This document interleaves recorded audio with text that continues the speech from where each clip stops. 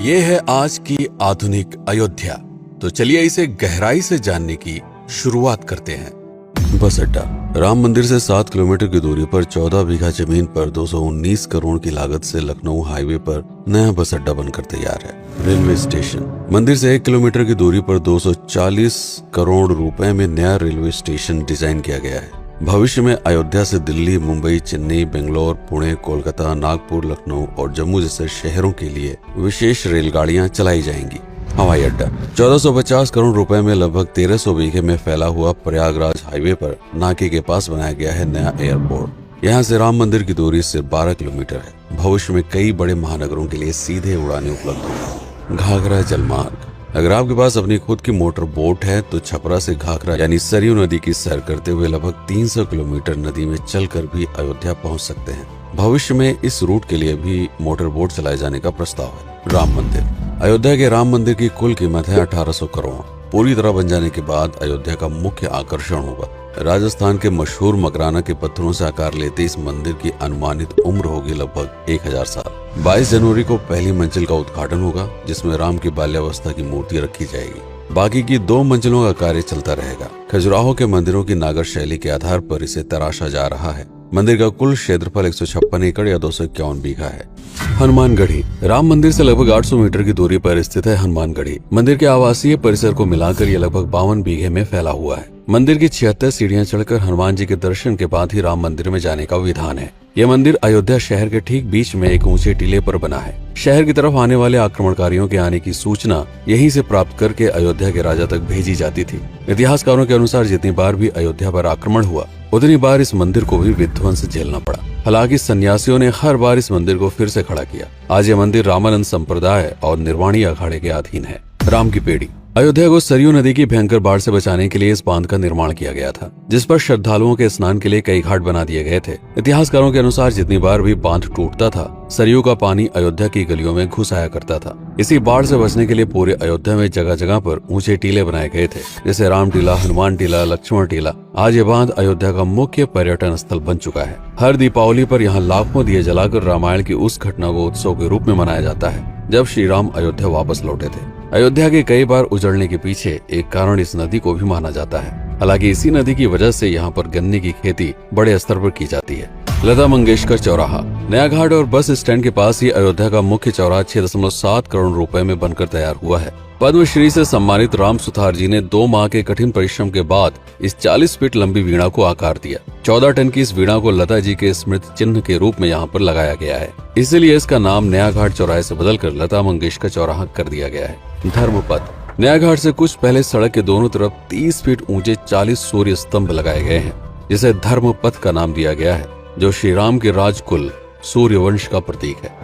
दशरथ समाधि स्थल। नए बस अड्डे के बगल से एक पतली रोड कछार से आगे बढ़ते हुए लगभग 12 किलोमीटर दूर ले आती है दशरथ समाधि स्थल, जो बिलहर घाट पर मौजूद है, जिसके बारे में मान्यता है कि यहाँ पर राजा दशरथ का दाह संस्कार हुआ था। राम मंदिर के साथ ही इस जगह को भी पर्यटन स्थल के रूप में विकसित किए जाने की योजना पर कार्य चल रहा है। भरत कुंड। अयोध्या से 15 किलोमीटर दूर है नंदीग्राम। यहाँ मौजूद तालाब को भरत कुंड कहते हैं। मान्यता है कि इसी जगह से भरत ने पूरे अयोध्या का राज कार्य संचालित किया था। पर्यटकों के लिए इस स्थान को भी विकसित किया जाएगा। गुप्तार घाट। राम की बेड़ी से सरयू नदी के किनारे चलते हुए 10 किलोमीटर दूर स्थित है गुप्तार घाट। ये कैंट एरिया में पड़ता है। इस जगह को श्री राम के जल समाधि के रूप में महत्व दिया जाता है। इसके अलावा अयोध्या नगर में हर गली में कई विशेष मंदिर हैं, जिनकी अपनी मान्यताएं हैं, कथाएं हैं, विशेषताएं हैं। पूरी तरह से विकसित हो जाने के बाद नई अयोध्या को पूरी तरह से जानने के लिए, इसका आनंद लेने के लिए कम से कम 3 दिनों तक यहाँ रुकने की आवश्यकता है। देश विदेश से ज्यादातर पर्यटक भारत आते हैं उत्तर प्रदेश में आगरे का ताजमहल देखने और प्राचीन नगर काशी और सारनाथ घूमने। प्रश्न ये है कि अयोध्या घूमने और श्री राम का मंदिर देखने के लिए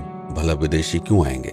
और इसका कारण है भारत में लिखी गई राम कथा की सबसे पहली और प्राचीन पुस्तक रामायण। भारत में रामायण के अलावा कंबोडिया में रीमकेर, थाईलैंड में रामकियन, जो कि वहाँ की राष्ट्रीय पुस्तक है, इंडोनेशिया में ककनिक, नेपाल में भानुभक्त रामायण जैसी पुस्तकों में वाल्मीकि की रामकथा से प्रेरणा लेकर इसे अपने अपने देश की संस्कृत के हिसाब से फिर से लिखा गया है। पात्रों के नाम, कुछ नई घटनाओं के अलावा मूल रामकथा सभी में एक जैसी है। इसके अलावा भारत में ही रामकथा को लेकर संस्कृत में 7 संस्करण, हिंदी में 3 संस्करण, गुजराती में 47, उड़िया में 14, तेलुगु में 5, कन्नड़ में 4 और अन्य भाषाओं में लगभग 17 संस्करण मौजूद है। इसके अलावा लिखे गए नाटक, कविताएं आदि को भी अगर मिला दिया जाए तो इस दुनिया में 300 से अधिक तरह से रामकथाएं बार बार लिखी गई हैं।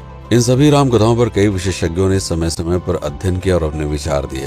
Father Camille Bulcke, Hermann Jacobi, Wendy Doniger, Edward अल खरर, Alf Hiltebeitel, Paula Richman, Aubrey Menon, Ramesh Menon, Radha Vishwanath, Shantanu Gupta, Meenakshi Jain, Lala Sitaram, Swami Gyanananda Saraswati जैसे कई लोगों ने समय समय पर रामकथा को लेकर गहन शोध किया और इसमें छिपे हुए मूल कथा के साथ ही इसके इतिहास को समझने का प्रयास भी किया। रामकथा थी कौशल प्रदेश के द्वारा किष्किंधा और लंका पर विजय प्राप्त करने की पहली बार एक अखंड भारत के निर्माण की।